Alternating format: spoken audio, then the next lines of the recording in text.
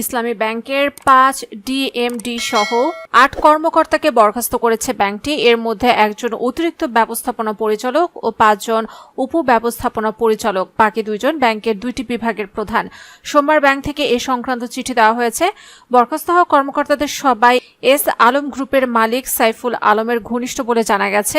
এর মধ্যে সাইফুল আলমের একান্ত সচিব আকিজউদ্দিন ও ইসলামী ব্যাংকের ঋণের দায়িত্বে থাকা মিফতা উদ্দিনও রয়েছেন।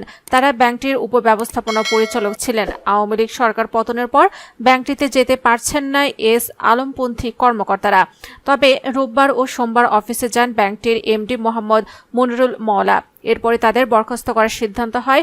বরখাস্ত হওয়া কর্মকর্তাদের মধ্যে রয়েছেন অতিরিক্ত ব্যবস্থাপনা পরিচালক JQM হাবিবুল্লাহ, উপব্যবস্থাপনা পরিচালক মোহাম্মদ আকিজউদ্দিন, মোহাম্মদ সাব্বির, মিফতাউদ্দিন, কাজী মোহাম্মদ রেজাউল করিম ও মোহাম্মদ আবদুল্লাহ আল মামুন। এছাড়া প্রধান অর্থ পাচার প্রতিরোধ কর্মকর্তা তাহের আহমেদ চৌধুরী ও training institute principal Mohammad Nazrul ইসলামকে বরখাস্ত করেছে ব্যাংকটি।